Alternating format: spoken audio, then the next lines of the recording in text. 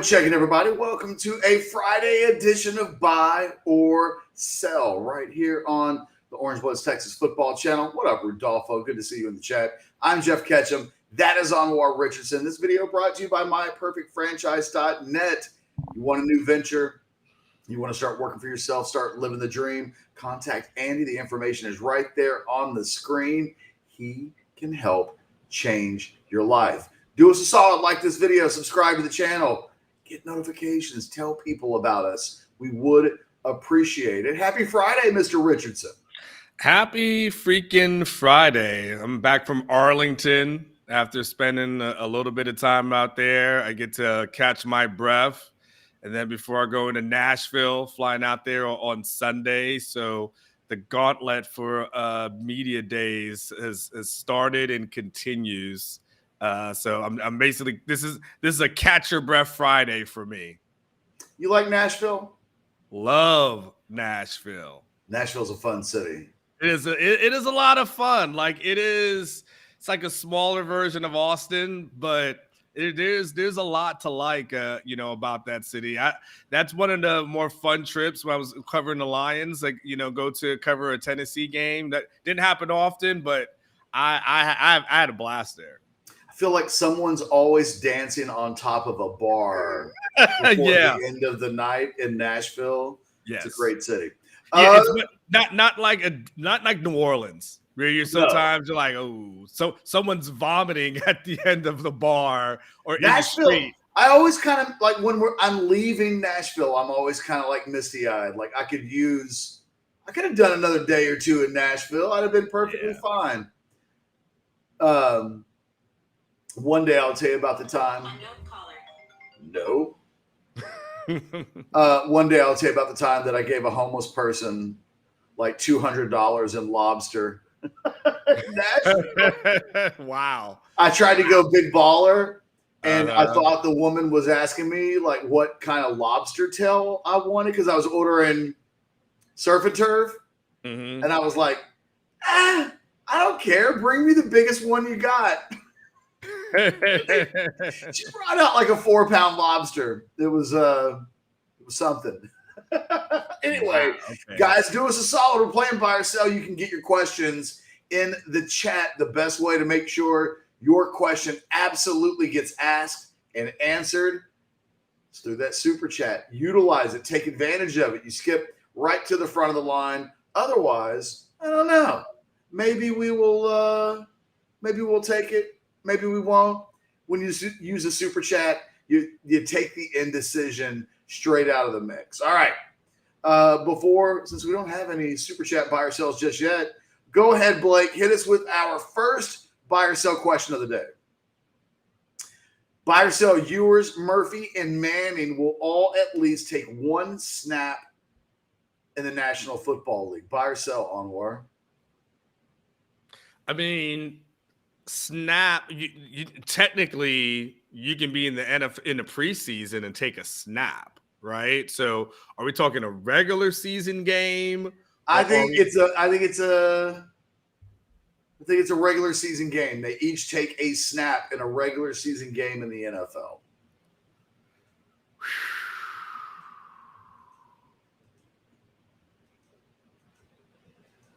We're gonna sell. And that's a tough sell for me, but to take a snap in a regular season game, that Murphy, I don't. That's a lot. I mean, like you're one of the best top 32 quarterbacks in at some point. Probably, I guess, really, if you go too deep, so you're top 64, something like that, and. Then to be in line for that, I don't know. Like, I mean, look, I like everything about Maalik Murphy. I mean, I like the body build. I like the everything. But right now, for a guy who's never taken a college snap, for me to project him to be taking NFL snaps, that's a little bit of a leap for me at this moment. Some people, wherever they are on the fence, who's going to beat out who. as far as 2024 is concerned. So, Maalik is the wild card for me. And because I don't know what to expect from Maalik at this moment, like I feel like Arch, because of the name, will get an opportunity at some point, regardless. Maalik is the wild card. So that's why I'm selling that one. Both Quinn and Arch, their recruiting pedigree suggests that both of them have about a 75% chance coming into college. There's about a 75% chance they end up playing in the NFL based on historical numbers involving 5-star quarterbacks. If you could re-rank Maalik Murphy now, after having seen and heard and all of that stuff, where would you rank him as a high school prospect if you could go back and either alter his ranking or kind of leave it exactly where it was? I think I'd leave it where it was. Me too. I think I because the thing about Maalik, that the story that has to be told, when we talk about like the high school rankings, and Maalik did very well at the camps, right? So there's no problem with that. But his high school team didn't really have success until that second portion of that senior season when he won the state championship. So he doesn't play for the first 2 seasons, and then kind of if I'm correct, or the first 3, and then one of those seasons as a starter, the team is not good at all, and it's not no fault of his own, but the team's just not very good. And so they're losing. I think they lost most of their games, if I remember correctly.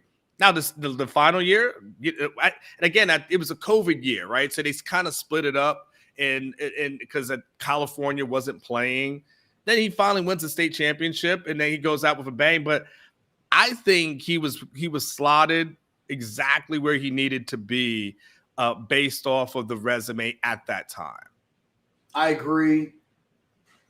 The math, when you consider you've got 2 5-star quarterbacks and anywhere between a mid to a high 4-star quarterback, on my calculator, it's roughly 22.5%, give or take a few percentage points based on how you might tweak whether he's a high 4-star or a mid 4-star.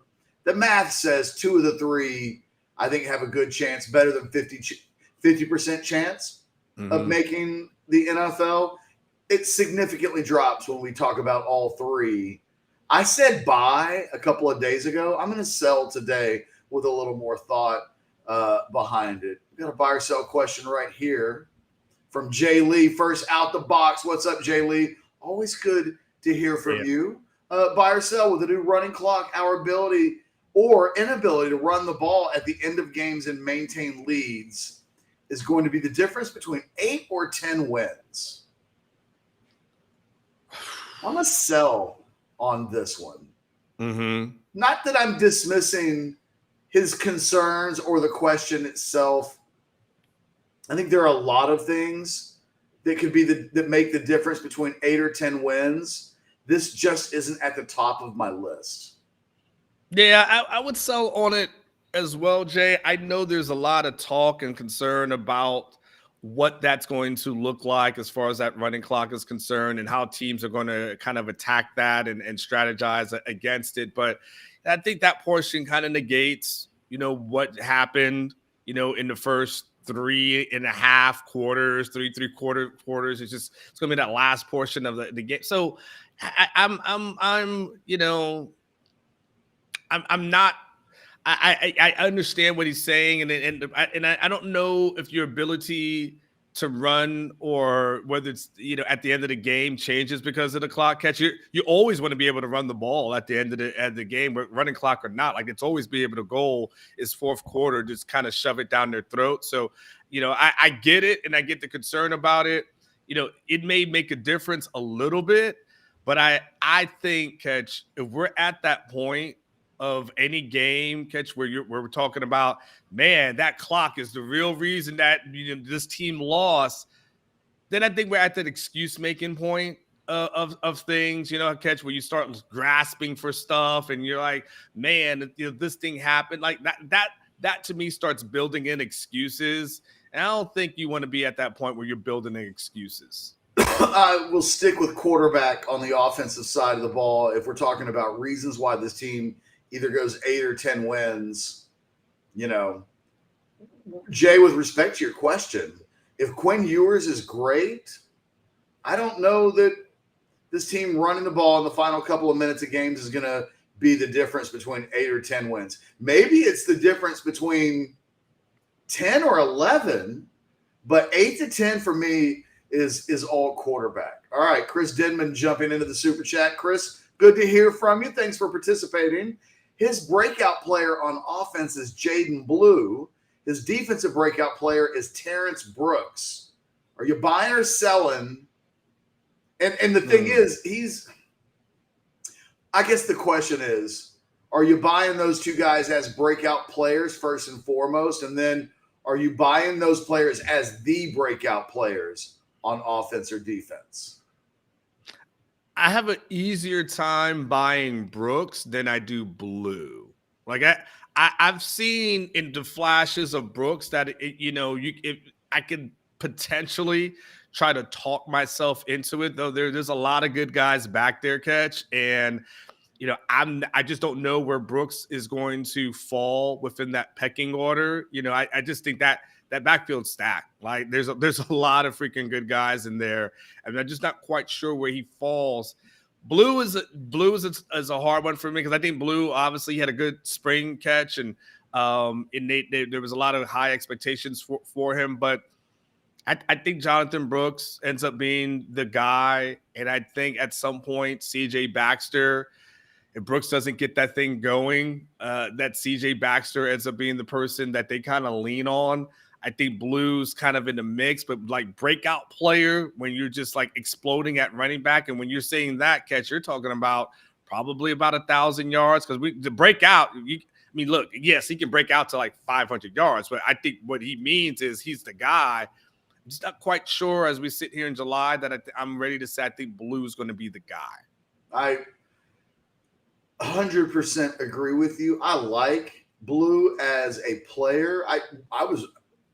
I'm still really high on him. Not as high as I am on some other guys, though. And I think that,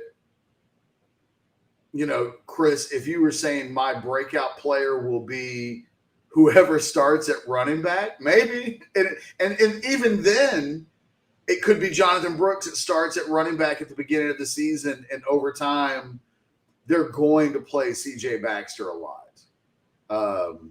Yeah, he's a freshman, so pass protection is a thing that, he'll have to be good at to be trusted even more so. I mean, I feel like Anwar and I have done a number of videos over the years where pass protection with young running backs gets brought up, and Anwar's not wrong when he brings it up, but CJ Baxter's a 5-star running back. He's instrumental in their profile continuing to grow in places like Orlando, Florida. Specifically with Orlando, I think that's a city that Texas is really trying to grow roots in recruiting in future years. And like they're simply more invested in the success of CJ Baxter moving forward than they are Jaden Blue, which isn't to say that Jaden Blue can't be the best of the three. It just means I think he's got a taller ladder to climb Anwar to be in a position to be the backup or the breakout player. Terrence Brooks, he could absolutely be the guy on defense this year. I think there are a lot of candidates, and breakout is a bit of a subjective word because some people think Barron Sorrell is already broken out, right? Yeah. But if he has 9 sacks this year across the country, and even in the Big 12, I think people would say that was a breakout. So there's stiff competition on the defensive side of the ball. Even a guy like Byron Murphy is a guy that could be a breakout player, even though he's being discussed about in terms of first-team All-Big 12 in the preseason. If he plays really well, I mean, I think that in itself is a breakout. So, man, really on both sides of the ball, a lot of guys are candidates to be the breakout player. I'm going to sell on Jaden Blue. Yeah. We got what's that? I was just going to add in, Catch. when I think breakout player, I think Jalen Ford of last season. Like that to me is like breakout where you're just like, well, that's like a super breakout. Well, sure, but I mean, having when I think breakout, that's what I think. I like, holy crap, that just happened, as opposed to like, oh well, this guy, was a really solid contributor. Like, this is damn good all over again, because it's so like what breakout means is so subjective. Yeah, like I think the thing is, it's about who's the biggest breakout. But I do think you can be a breakout player. If Jaden Blue rushed for 600 yards this season, that would be a breakout season for him. Yeah. It might not mean that he's the biggest breakout player on offense, but, and I don't think 600 yards would make anybody's head do a double take. But from where he was to that kind of season would really set the stage for him in the following seasons to grow off of that. I think there could be a number of guys on this team that have breakout seasons to whatever the equivalent is for 600 yards at running back at the other positions. I mean, Jonte Cook might catch 25 passes for 400 yards and catch 4 or 5 touchdowns. And that might put him in freshman of the year conversation. Sure. But even then, he might not be the breakout player, because what if A.D. Mitchell has 10 touchdowns, right? Mm-hmm. About the only guy on offense who can't break out is Xavier Worthy and Jatavion Sanders and Kelvin Banks. Those 3 guys can't break out. I can argue that Quinn Ewers is going to be the biggest breakout player this year. And I think it'd be kind of hard to argue anybody else on offense if Quinn Ewers has anywhere near the season that a lot of people think he can have. If Quinn throws for 3,800 yards, would we say that's like a breakout season? Yes. Okay. All right. Of course. Because what did he have last year? Like, obviously he was limited by injuries, but it was like 2,300 yards. Yeah. It was 130 quarterback rating, 135, Yes. 3,800 yards. Yes. And that would, for me, absolutely guarantee that he's going to go into the NFL draft and be a first-round quarterback. And that wasn't stuff that we were saying 6, 7, 8 months ago when he finished his redshirt freshman season. And it was like, he's got to be better. 3,800 yards would be better. Our guy, let me see, what is that, WTV Breaks? Is that the name? Yeah, you gotta make it bigger sometimes. I like his little. I'm sure there's a reference to something. Yeah, I like his little avatar. Maybe he does like baseball card breaks or something. Anyway, super chat with the Big 12 hating Texas and OU for leaving the conference. Buy or sell that the refs will cost Texas at least 1 game, maybe 2, due to pettiness. Buy. I mean, I hate to be that guy, but I mean, Catch, it's hard to go an entire game and not call a penalty on an opposing team. It's hard to do that once.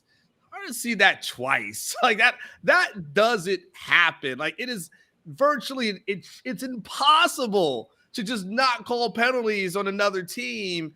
Like low penalties is one thing. So look, it is what it is, Catch. There's no way the Big 12 wants Texas or Oklahoma to win a championship this season. There's just no way. Like that's the worst case scenario, Catch. Like Kurt Bowles asked him Yormark about that, something to that effect, and he asked him like a 2-part question, and he put that in the second part about the possibility of Texas and OU. Would that be good for the league if either one of them won? He totally ignored it. The guy who answered every single question like a rock star totally would not do that. So I'm not going to say the fix is in, because then every penalty that happens, it's like Texas fans are going to be like, oh, they're just screwing with us. Again, I don't want to build in these excuses before the season. But if I wouldn't be surprised if there was a game where the opposing team didn't have a penalty called against them. I mean, we see it every year. the thing is, I can kind of halfway like count on Texas losing a game because of bad officiating, because the Big 12 has bad officiating. Yeah. And we've just seen it, right? Like nobody ever really accuses me of being a Texas homer, that like everything I say is just positivity and sunshine and pro Texas. And yet I feel like every season there's at least 110 thoughts from the weekend column where like I'm having to say, God, the officiating was bad that week. And in a game that, in a game with Texas plays a lot of games with a lot of fine margins. When you're in one score games, little things can make or break whether you win or lose that game. And yeah, I mean, it could happen without the refs trying to do it. Mm-hmm. Their general level of incompetence in Big 12 officiating makes that a possibility, not just for Texas, for every team in the conference, that they're bad officials. Yes. Now, do I think there could be some funny business on a road game that Texas plays at some point this season where Texas has 12 penalties and the other team has like one false start? Yeah. Yeah. Sure. And Anwar, when I say that I've got Texas kind of still at 9-3 this season, but playing in the Big 12 championship game, we talked about it last week, like how you could kind of walk yourself into it, right? So road game at Alabama, nothing, 27-24, nothing wrong with losing that game. Somewhere on the road, Texas has a bad road performance. There's 2. Refs screw Texas out of a game. Suddenly we're at 3. So what if I'm to eliminate my 9-3 record, I have to eliminate one of those 3 things. And I don't know. That's hard to do. You better talk me down. Yes, because I was just about to ask you, which of the 3 is the easiest to eliminate? I mean, the easiest might be like tripping on the road. Like, I don't know. Like, I think it's actually depending on the Big 12 to not have a bad game of officiating, because teams are human, right? They will lose a game occasionally on the road. Last year in the Big 12, there are going to be some crazy atmospheres. I think to get to 10-2, I have to assume that the refs don't cost the team a game. I don't know if I can do that. Yeah, if it happens, like I said, I think it'll be something more obscure. Like I don't think it'd be like the big stage where everybody's watching kind of game. Yeah. Like those kind of things happen, like a BYU, something Baylor. Baylor, TC, where it's like nondescript, just like some game that's on FS1 that only a it's smaller. It's not being talked about on First Take on Monday. No, like you can't do it against against Bama. Yeah, but you can find like another program, another something. They like you just yes. They never mind. I don't want to accuse people. We are accusers. Screw it. Like they can talk about players and gambling and all that stuff that's going on. We know that you can't say like these people are able to somehow just get to players. But they don't get to refs? Like, no, like there's a reason why lines shift dramatically. This is where Alex gets in our Slack channel. Anwar, we've seen games where it's like, God, Texas had a bunch of penalties. And the other team literally had none. None. We've seen the Charlie Strong game at Oklahoma State where I had to write a column the next day that went through like all 15 penalties. And how, like, just awful some of them were. Like, and that wasn't Texas leaving the league. That was just, they call that Saturday in the Big 12. So correct. It just kind of is what it is. Moving along, someone put their social security number, I think. And no, it's A6, a bunch of numbers. We do appreciate your contributions. I just don't know how to say that on the air. A623456789. Maybe I do. A623456789. Buy or sell. Jake Majors starts at center for all 12 games, assuming he's healthy. I'm going to sell. Ooh. I'm going to sell. I'm going to buy, just so you know. I'm buying. Okay. Here's why I'm selling on that one. Sark was asked about Majors and him being pushed at that position. And the one thing that you got to always read between the lines sometimes with Sark. And Sark, when he's got his guy like Quinn, it's certified bona fide, right? If he's got Xavier certified bona fide, Jatavian, he was asked about Jatavian, like the guys behind Jatavian, right? He started talking about Gunnar Helm, how he's been doing really well. He thinks Juan Davis is poised for a breakout because, but at the end of the day, Jatavian's still the All-American, and like we're still going to get him the ball. So he was like, I'll acknowledge that those guys exist, but don't get it twisted. Like that's my guy. Like don't play with me. And he was asked about Jake, and he was like, yeah, there's a lot of competition there. Like there's a lot of guys who are competing for him, and how it's Jake's job to kind of fight them off. And that I'm reading between the lines, and I know that there is some thought with the thought with Jake Majors is this. From people I've spoken to, Catch.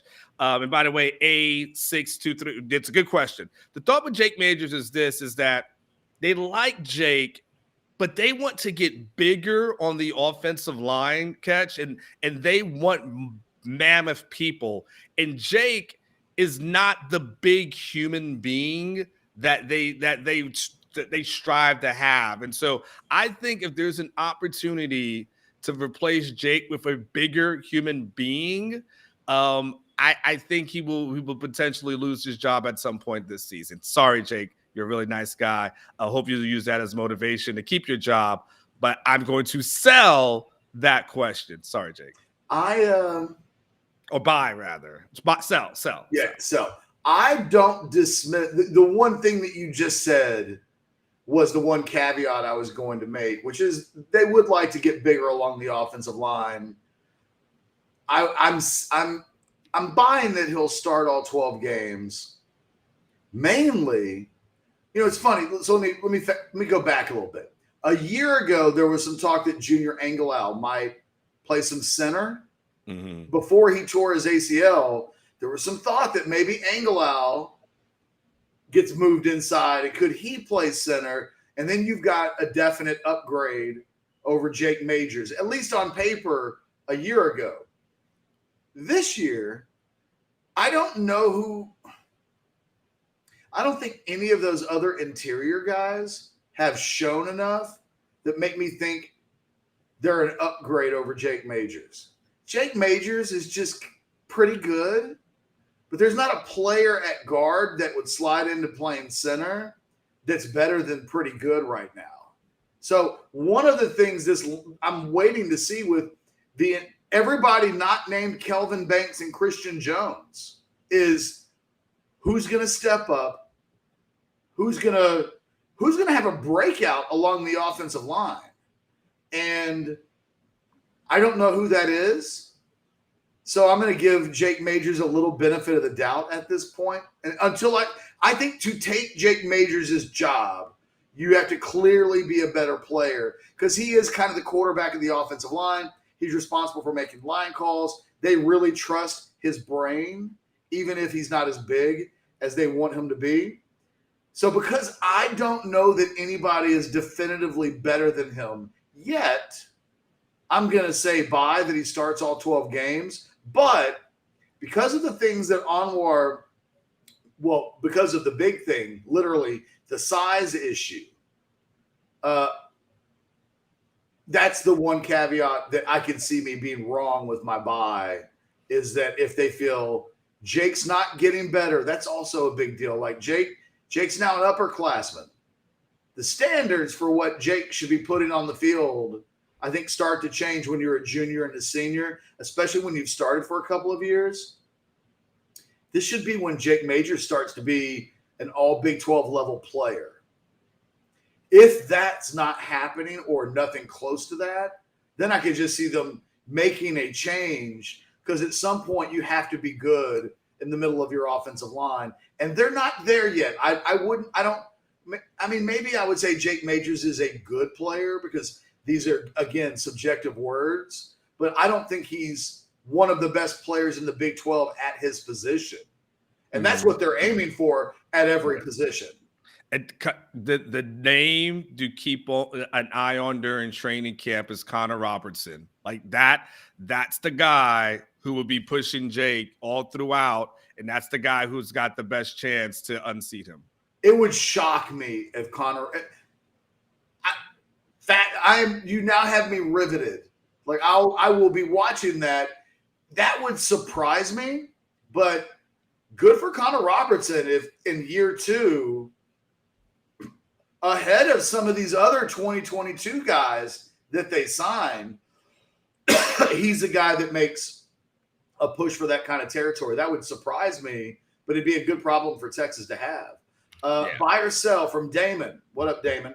I know there are different types of wideouts, but who's flat out better, Micah Hudson or Ryan Wingo? I will go with Micah Hudson. I think Ryan Wingo is probably a very, very slightly more dynamic athlete. I think Micah Hudson's the better player. Like Micah Hudson is a great football player. I do not loosely say that guys are Garrett Wilson 2.0s. I mean, I don't just say shit like that because I think people will want to hear it. Like that's what I think, and I don't quite say that about Ryan Wingo. Is it for you, Catch, that if there's like, is it like 1A, 1B, or is it just one? I think Micah Hudson is a 5-star, no doubt about it for me. I think Ryan Wingo might be a slight notch below that for me. And I know there are some people inside the Rivals.com network. There's disagreements on whether or not he's a 5-star or whether or not he's a tier below that. Nobody's having that conversation about Micah Hudson. But again, I do think Wingo's got probably better over 100 meters. He's a little more certified speed-wise. But on the field, Micah Hudson is just sensational in ways that, like, Micah Hudson gets in my feels in a way and gives me tingles in a way that Ryan Wingo doesn't quite give me. And I think Ryan Wingo is really freaking good, but Micah Hudson kind of gives me the tingles. Okay, fair enough. I guess recruiting question, I'll defer to you on a recruiting analysis. And you always look, in order for me to say that a dude is Garrett Wilson 2.0, you're giving me tingles, man, because I got Garrett Wilson on my fantasy team as a keeper this year, and I'm thinking he's about to blow the hell up with Aaron Rodgers as his quarterback, and so it's not like I'm going around saying Garrett Wilson for effect. I know the implications. That means first-round draft pick. That means All-America level receiver in college.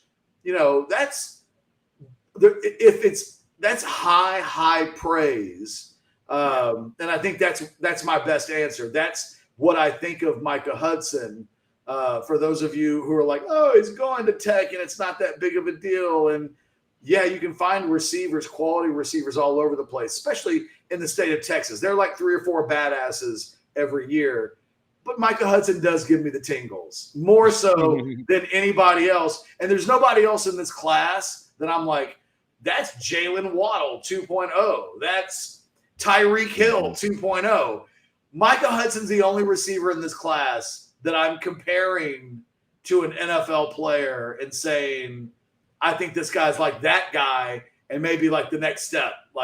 So that's kind of how I feel about that for those that might be wondering. Thanks for the question, Damon. You know what? By the way, can I just throw out something that has just my guess and has no factual basis whatsoever? Can I just put something out there about Micah? Of course. I feel like. Hey, Onward, real quick. Go ahead. It's your show. If you want to say something, damn it, you can always say it. Well, yeah, I know we're about to move on to another subject, but I just want to say, I know people throw the Tech thing out there, and it may be Tech when it's all said and done. I just always take a pause, Catch, when everybody's saying this is what it is, and it still hasn't happened yet. I always wonder, like, well, why not? Like, what are you waiting for if that's the case? And so I'm not saying I'm 100. I'm not saying Texas is going to come in and win it at the end or something like that. But I just look at it and I'm like, well, if you wanted to do it, you can do it. You can do it today. You can do it at any single moment. It hasn't happened yet. So is it 100% sure? Like, I don't know. I'm not going to give up. And I'm not going to give up and just say Micah is going to Tech, because until he goes there, he hasn't gone there. And I'm just going to, I'm going to be, for the sake of Longhorn fans, no one has to be on this aisle. I'll just sit by myself. I'm just going to say, I'm going to wait and see. And this is just an onward thing with no sources. This is just me spitballing with you. That's all. I'm going to follow that up in just a sec. I want to remind everybody, we're about to go to Buck Wild's question. It's the last of the Super Chat questions that we have in the queue. So if you want your question to be next after Buck Wild's, now's the time to send your questions via Super Chat. You're almost next. I think it's a great point on Micah Hudson. Let me go back. Let's do the math on this a little bit, okay? Mm-hmm. When he was supposed to go into his July 25th visit to Texas, a visit that got canceled, right? Yeah. That was the weekend of the state 7-on-7 tournament. Yes. There was speculation that he might make a decision on June 23rd, June 24th, June 25th, but that the word we got back was that he's not going to make a commitment this week for Texas Tech because he didn't want to take attention away from the state 7-on-7 tournament. He didn't want to be a distraction for his team. He didn't want to be he didn't want to be the story at an event like that where the story should be the kids are competing. Very classy. Like, when I first heard that, I was like, okay, yeah, good for him. Like, that's cool. You really can commit anytime. Why not do it at a moment where, like, go play with your teammates is what I first thought. Man, what is today? The 14th? So we're like almost 3 weeks ago to the date. Mm-hmm. And no commitment yet. 7-on-7's over with. Yep. What, did he not want to upstage the Big 12 media days this week? So, look, I have a future cast in for Texas Tech. It wouldn't surprise me if it happened today. Yeah. But we're 3 weeks away from when the buzz of he's about to announce his commitment was going to take place. I'm like, that kid ain't committed. And you know what's about to happen? The dead period is about to end. Mm-hmm. The kids are going to be taking some more visits. Yep. And he's told us, he told Jason Sukumel 3 weeks ago today, as a matter of fact, because that was the Friday of the state 7-on-7 tournament. He told Sukumel face-to-face, yes, I will be taking another visit to Texas. I will. So, I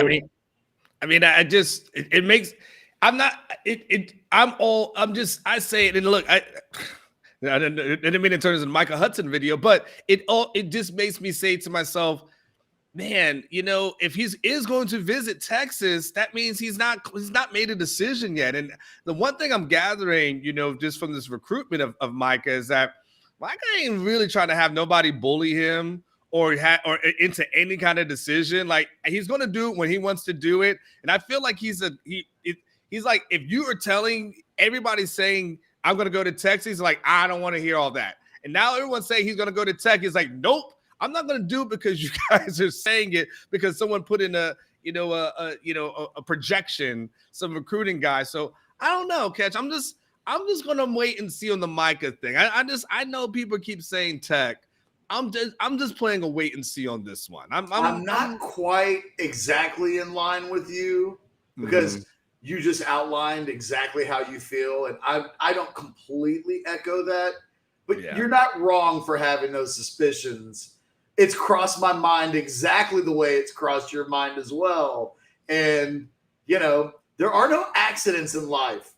Yeah. It's been 21 days. That kid's had ample time to make a commitment. It's like, oh, you didn't want to upstage the U.S. soccer team before they played Panama? I get it. Okay, Right. you didn't want to upstage the Major League All-Star game on Tuesday? Like, at some point, if he wanted to commit, there have been days Yeah. he didn't want to upstage the ESPYs. Okay, I get it, And But catch, at some point, if he's 100% in on Tech, wouldn't his commitment then help the class? So if I'm all chips in, like Tech is my school, I need to commit now so I can get more guys coming with me. We don't hear anything about that. Hasn't happened. We don't hear about him recruiting guys to come there behind the scenes or anything to that effect. So I'm just, I had to interrupt. So I'm sorry. Not only are you not wrong, you're right. So we'll move along. But Anwar makes numerous valid points. There's going to be some Texas Tech fans who get into our Twitter mentions now and are like, see that later.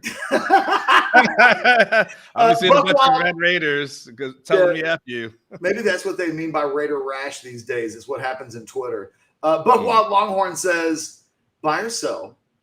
If, and he does put into parentheses, credit to Buckwild for this, big if, Quinn comes back for a third season, does Maalik find a starting job somewhere else? Bye. Maalik is around in 2023 to be the guy in 2024. That's it. That's the reason why he is here. He understands Quinn's the guy. He understands that. He's in that, and that's fine. And that's been clear as of spring, catch, that Quinn is the guy. And Maalik, if he wanted to leave after spring, he could have done that and found himself a home, especially after his spring performance. Like, his stock rose.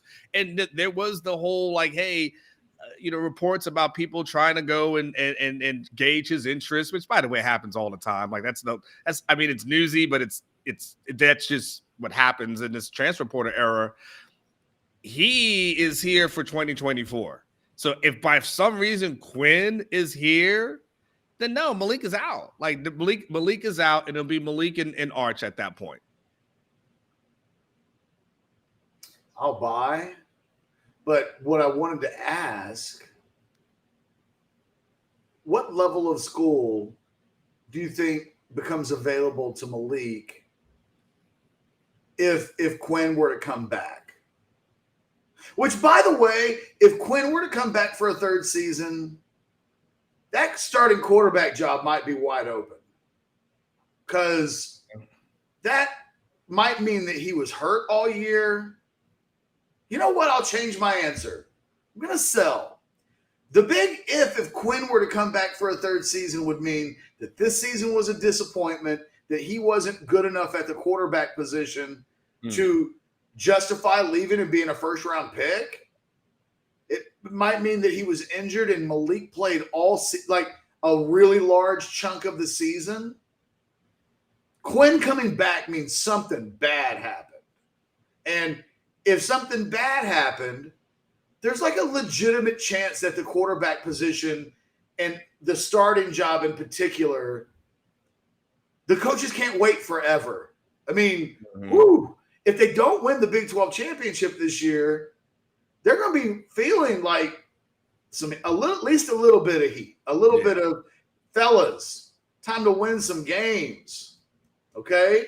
And so I'm going to take this question, just go in the opposite direction. Quinn ain't coming back after an all Big 12 season. Quinn ain't coming back if he wasn't. Quinn back in 2024 means something bad happened to Quinn in 2023. And if that happens, I think it's completely wide open for everybody. And that universe might include Maalik having some game film on tape at that point. And it's like, Maalik's really good. And maybe that, it's just the dynamics of everything change if for some reason something happens to Quinn where playing like crap and not being able to go pro is part of that answer as well. We're not anticipating that at all. But if you're asking me how we get to a point where Quinn does come back, he was literally in one NFL draft projection a week ago, projected to be 8th in the NFL draft, and he's not even good yet. They love the talent. He has the NFL arm talent to go that high. Yeah. We got slightly different answers, but for slightly different reasons. But you know what? Your answer makes a lot of sense. I mean, it does. It makes a lot of sense. First of all, yes, 2023 was a tragedy at that point. Like, so it was bad on every single level. That's probably Texas as a 7-win team or something to that effect. Ooh. Like it's a bad season. Like, if he's back, this is a bad season. It's not a 8-9. It's not 9-3, and you got to the Big 12 championship game. You know, that's not that. That is 8-7. You know, so that's horrible season. You know, would that happen, or knock on wood, some sort of injury, right? Which you would, pray that doesn't happen for Quinn. Yeah. But like something bad happened. Something bad happened. And you're right. There would be blood in the water, and you would say, okay, I've got a shot. But boy, I just know that I feel like in Maalik's head, in his mind, it's been, hey, I'm going to compete against Arch, in 2024. Now, to your point, and the thing that you brought up is really good, Catch. If Quinn is back, that does mean probably that Maalik got some sort of reps in 2023. Like he had to have played in certain games. He's had to have film, so that could give him the confidence to say, I want to stay around, or it could have just elevated his stock. I mean, my question is, can I build on this question? If Quinn is back, what does that mean for Arch? Well, look, you and I don't see eye to eye on. Yeah. You think Maalik starts next year, and at this point, having seen nothing, right? So I'm making this opinion with the acknowledgement that Maalik could get some game time this year and it could look a certain kind of way. Maalik could just be better. Arch could either need time to develop, or maybe Arch was a little overrated. Like, there are some things that could happen that change the dynamics of, like, the way in my view, Arch Manning is 75% to play in the NFL. He's like Quinn. It's going to happen for him at some point, and maybe there are growing pains because he's young or whatever, but like eventually he's going to have a wallet that says bad MF on it. I think Arch is the starting quarterback in 2024 as Texas goes into the SEC. I'm on record. I've talked to people inside the program who are wired thinking that way, that don't think of Maalik quite the same way that maybe even you and I think of Maalik. They just see Arch is going to be the guy. No 5-star quarterback in the history of the Rivals rankings coming out of high school has ever waited more than 2 seasons to get on the field. Ever. Not one guy has ever waited till year 3 to become the starter. They've all become the starter at a minimum somewhere like year 1.5. So I'm basing some of my thought process on it's never happened before. And look, I'm going to say it out loud. If Arch has to wait till 2025 to be the starter, he was overrated. Number 1 player in the country, number 1 quarterback in the country. You can tell me that guy has to wait year 3 because Maalik Murphy's better than him? That just means he was not the guy.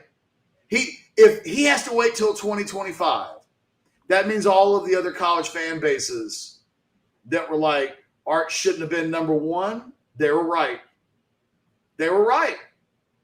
He's got to wait till 2025? No. Because some guy that isn't even proven to be a great player yet, like there's just like Maalik's got a lot of development. I want to see him play, in part because I have no idea what it would look like if Maalik Murphy played quarterback for Texas this year. I have no idea. None. Mm-hmm. By the way, if you're a friend of mine, the person that just called me is hung up on him. I was actually going to take the phone call. I'm doing a show, Bo. Hold on. Bo. Yeah, because I'm doing a live YouTube video. Yeah. Like me and Bo Edge are having a conversation right now on buy or sell. Bo. Yeah, I'm like 2 seconds away from just putting you on speakerphone. I will call you back. Okay. You know what annoys me more than anything else is the person who calls you and then they go to voicemail and then they call you right back. He's like, Catch, you hung up on me. As if I didn't see you call the first time. Like, why are you calling back a second time? He has an idea for me. I got an idea. Call at 1 o'clock. I got a great idea. How does your friend not know that you do a show probably 11:30 to like nearly 1 on I don't Wednesday? even know if my wife knows I'm doing a show right now. Like sometimes the people that care about you just don't give a fuck. Now that's true. That's true. Now that is true. A lot of my close friends probably couldn't tell you exactly what I do. It's like, what'd you do today? Well, I did my shows. I wrote my column. Like, it's a Saturday. I covered the Texas football game. To be fair, you probably need to turn your ringer off during shows. To be fair. I should not have my phone literally sitting next to me, not like on airplane mode or something. You're right. That's not Bo Edge's fault. That's my fault. Bo, it's your fault for calling back a second time. But that it didn't just go to voicemail immediately because I had it off is my fault. So there's a do not disturb function. All right. I don't even know where the hell we were on let's just move along. We hammered out the Maalik thing. Oh, you were talking about Arch. You were talking about Arch. I'm done. I'm just saying that if Arch has to wait till 2025, and I know a lot of Texas fans are like, it's okay. He doesn't mind waiting. The family, man, Arch Manning did not commit to Texas a year ago with the notion of, hey, man, year 3, 2025, it'll be you. That is not what he signed up for. He does not commit to Texas if Sark's like, well, just so you know, our plan, Quinn plays for a year, NFL. Maalik plays for a year, NFL. Year 3, it's all you, baby. Like, that's not what they sold in recruiting. Yeah. And so I continue to believe that Arch will be the guy in 2024. But I'm also basing that on the concept of I believe in the Arch Manning dream. I believe that guy's a first-round quarterback at some point. I believe that guy's going to be an NFL starting quarterback at some point. Based on all of the intel that leads me up to this moment on whatever the hell day it is, July 14th. So, it would be a bad sign for me if Arch is just on the outside looking in of all these conversations until 2025. Like, now, that being said, I will acknowledge things that you and I have heard, which is Arch got a lot of work to do. Like, Arch ain't ready to be the starting quarterback, but given his pedigree and who he is and who he's supposed to be, I believe that by next year, 12, 13 months from now, he'll be that guy. But he ain't that guy yet. But yeah, you're asking me to not believe in Santa Claus if you're like, Arch has to wait till 2025. It'll be, I don't, man, we're going to see. And I agree. Yeah, because the data is there, the stats are there. What we haven't seen is the play that coincides with it. And we've seen Maalik be a badass. Maalik looks like, let's not go overboard. We have not seen Maalik be a badass. No, you know what? If Arch Manning had the same performance, I agree with as that. Maalik Murphy did in that spring game, I agree. everybody would be talking about why is he not the starter. I don't disagree with you, but it wasn't that good. You said what? It wasn't. What? But then again, I was like, I don't really see what I wasn't overly impressed with Quinn in the spring game. So I might be a tough grader because I watched Quinn Ewers and I was like, I don't know that I really saw anything that tells me anything. Maalik, up before the spring game, had some practices where people that I talked to were like, Arch was better than him that day. Maalik wasn't great. Maalik was airballing some throws. He was airmailing some balls, and it wasn't quite happening in certain sections of practice. He looked really good in the spring game. But he didn't look like, oh, my God. Like, we just did a question. He did look like, we oh, my God. We literally just did a question where you and I said we didn't think all three guys would play on Sundays, in part because we don't know about Maalik. Correct. I'm saying he had a good spring and he had a badass spring game. That's what I'm saying. I thought it was very good, but I wouldn't use the word great. And like, I'm not having dreams at night over that performance in the spring game. You would have had you would have had dreams if Arch did it. No, I'd be telling people, slow down. You would be. Hey, what did I say after Quinn Ewers about the Alabama game last year? What did I say? Slow down. If Arch were forced to play this year, I would expect real rough patches. I would expect young player having to grow up, play on the road for the first time. Like, my expectations would be that while he may flash some talent and while there might be moments where he looks like Maalik looked in the spring game where you get really excited, there are some spooky moments around these doors that haven't been opened up yet. So I wouldn't go completely crazy. But you're right. I would say it is evidence that he's the guy that has been advertised. Maalik hasn't been advertised the way the Arch has, so the narratives are slightly different. If the two guys do the exact same thing, the narratives are just different. And that's not fair to Maalik. That's just the reality of the world that we live in. Now, you said I would be that I'm going to live in, and I will praise him the same way that people would praise Arch. I will apply that to my praise. Okay, I'm just saying I didn't think he was great in the spring game. I thought he was very good. But we're getting into this is like the third or fourth time today where we're in a very subjective what words mean and don't mean. I'm the guy that said damn good about Shaka. And there are some people who think damn good means like pristine, like best of the best. And like, I thought that meant like slightly better than very good. Anyway, buy or sell. I was going to ask you, would you want to put a steak dinner on 2024? Sure. All right. Where did we go in Houston? Where was that last place that we went to that we loved, that steakhouse? What was that one called? Oh, man. I'm right by the Galleria. We can go back there or we can go anywhere you want to go. Or likewise, like good steak dinner. Okay, good steak with dinner. Like all the trimmings too. You know, like. Yeah. It is good. And by the way, and I get to have drinks. And then if not, for you, I'll just get you some Rogue products as a substitute. Okay, that's fair. Yeah, that's the I'm not buying a bottle of wine, but like I'll buy you some drinks. I'm going to have probably like 2 old fashions. Those are like appetizers. Yeah, I'll do it 2024. If both guys are around in 2024, first game starter of 2024. First game, if both guys are still here, I'm gonna go Maalik, you go Arch. I'm gonna do a better year in advance. I love it. And honestly, that's a bet. That actually will have an outcome that nobody could argue.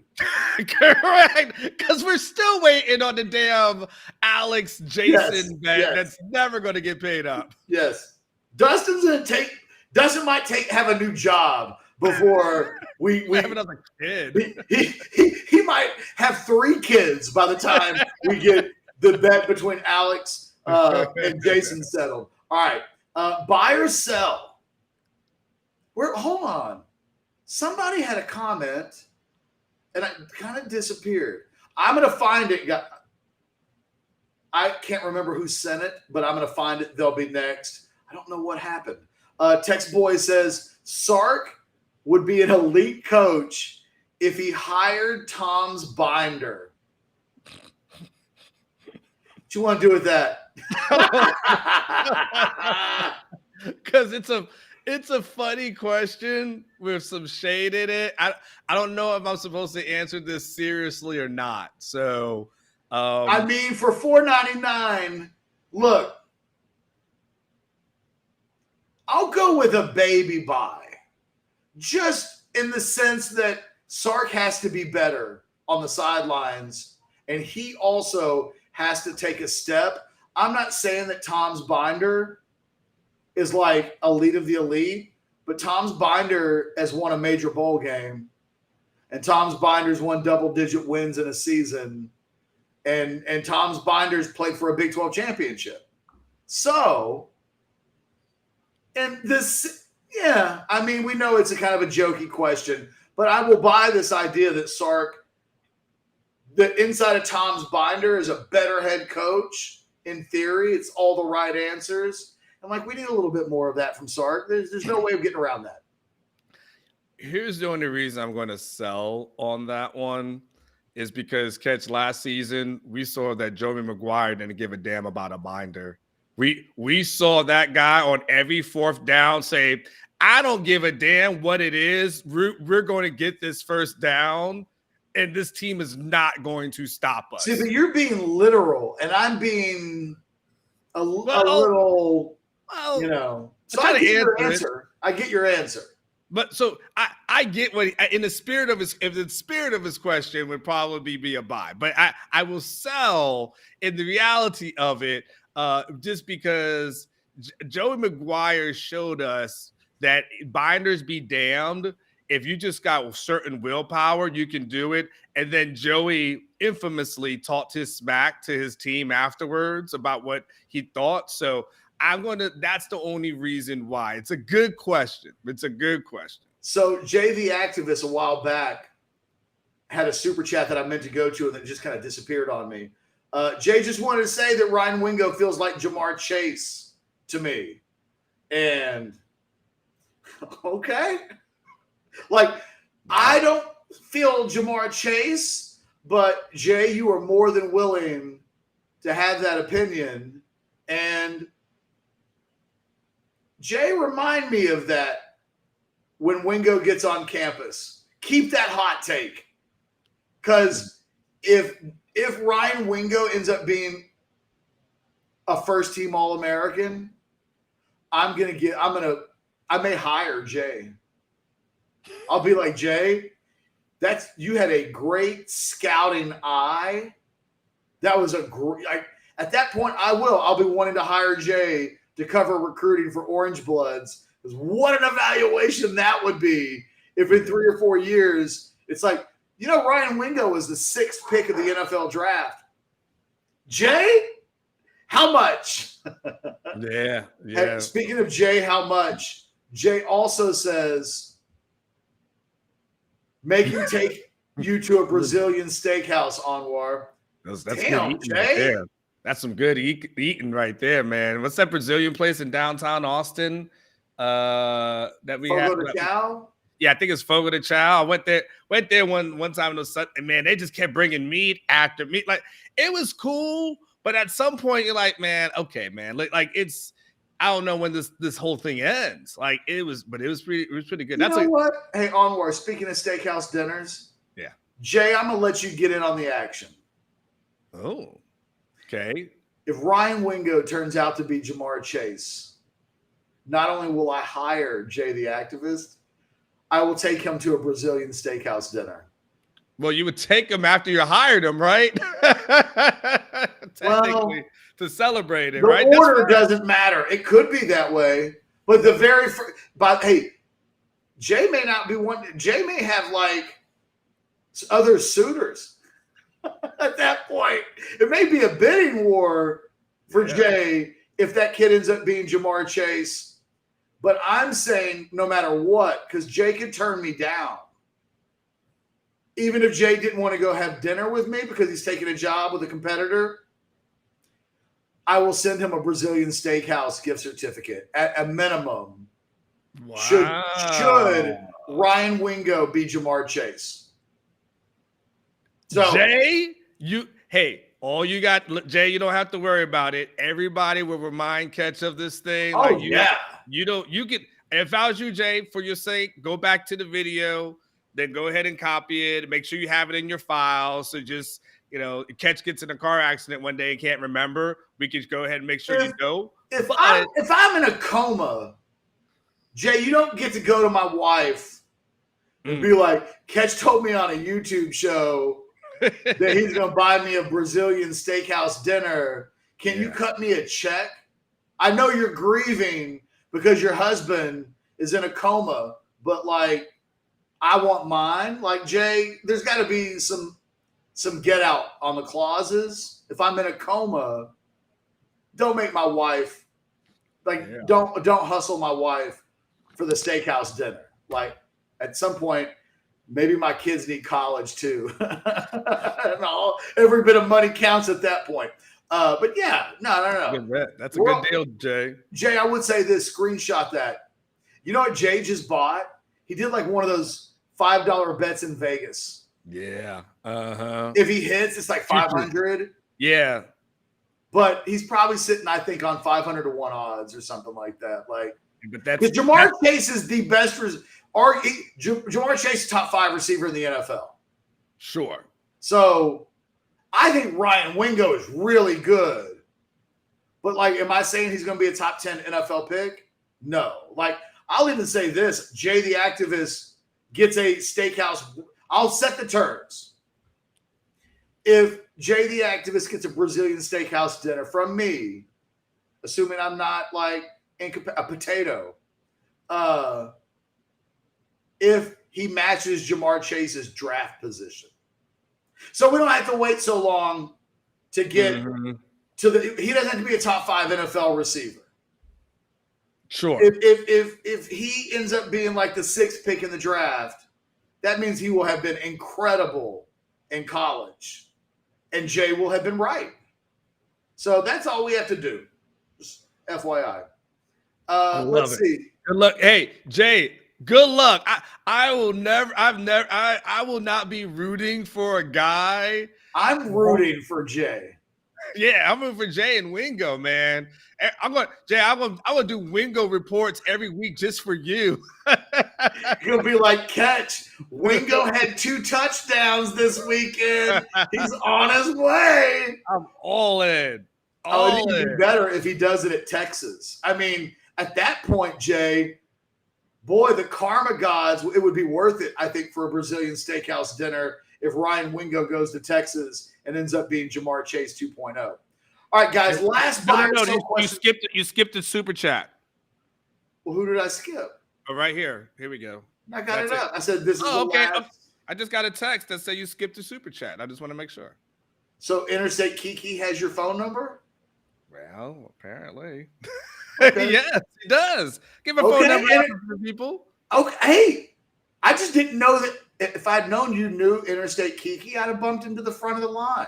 Yeah, now we know. Now we know. Interstate Kiki, from now on, I don't know who you are, but I'll be on the lookout for your super chats. You'll get special consideration because I know you got the number to the bat phone.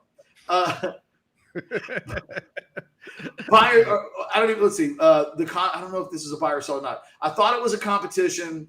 I have a feeling that we saw Eminem do during the spring game always happens at practice. Ewers is not the answer. Damn, that's not even a buy or sell. Oh yeah, that's just Interstate Kiki coming in hot with a hot take. Okay, well, all right. Now you not. I was talking 2024. Like he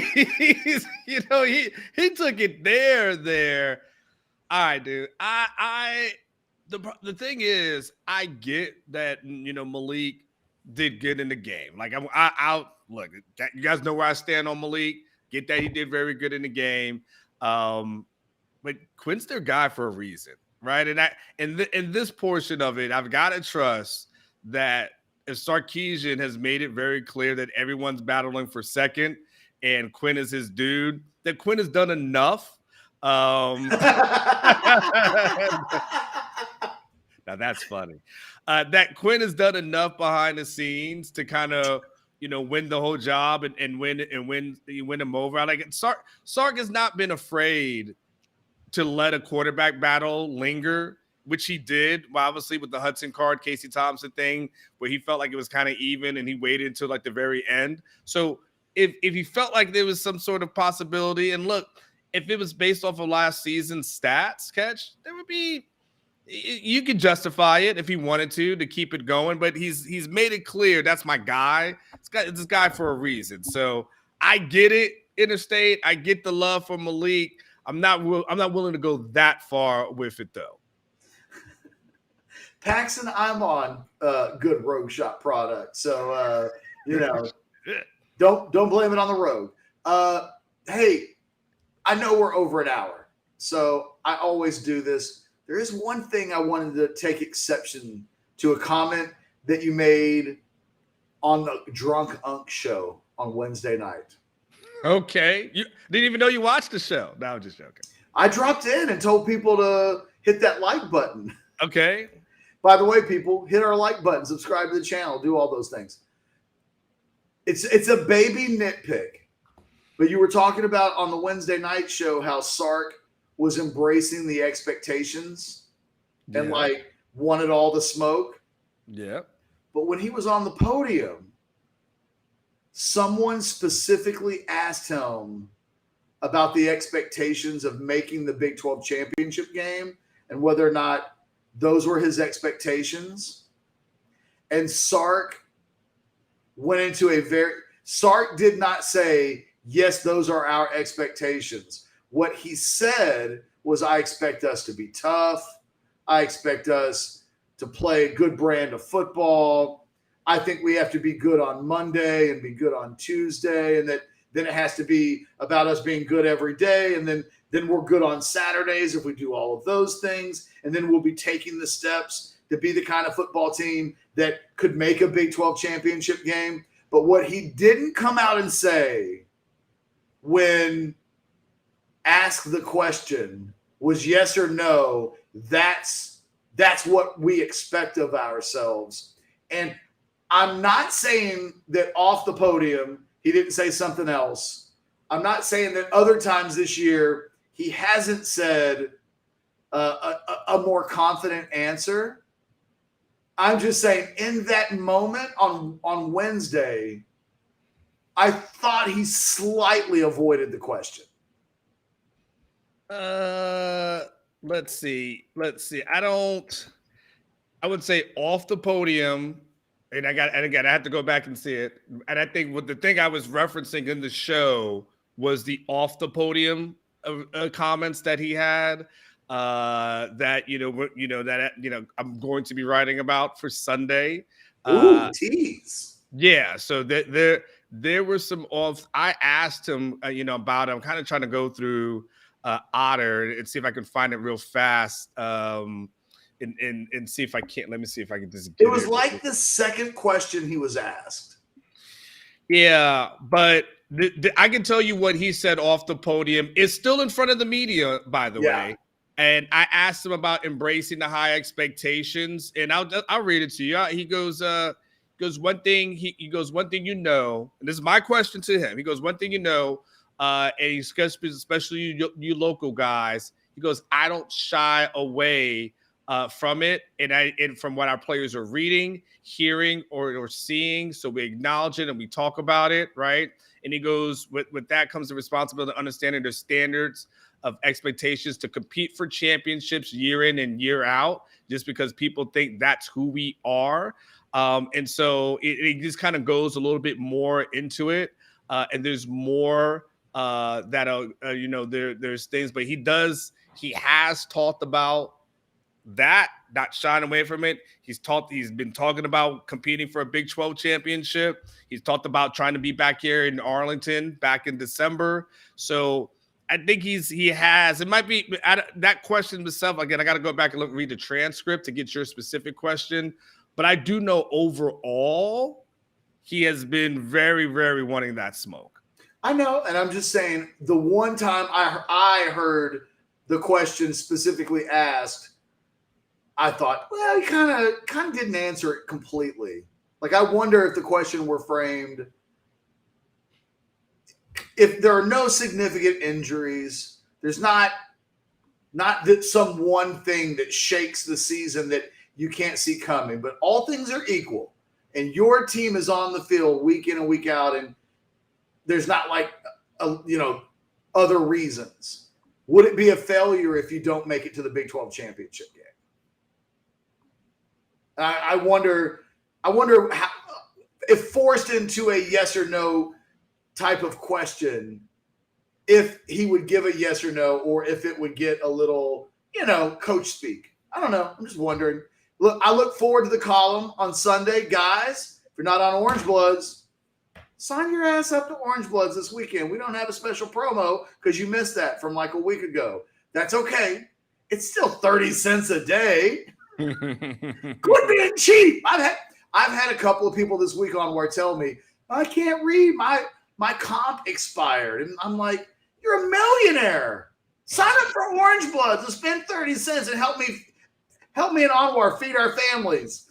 Like, there's, if you ever get on like mint.com and stuff, it will show you things that you're subscribed to that you probably have no clue that you're subscribed to, but it just gets money taken out like every single month. And you have no clue because like $10. It's like $5. So that's what this Orangebloods thing is. And it's so I was talking to, I forget who was somebody I was at Big 12 Media Days, and this woman was telling me about her husband who like reads Orangebloods all the time. And she's like, he's always reading you guys. He's always on there, this and that. And all the wives always tell me this. And I always tell them the same thing. Here's the best thing about that. You know where your husband is at all times. You know your husband's in that room reading Orangebloods, and he's in the other room, and that's where he's at.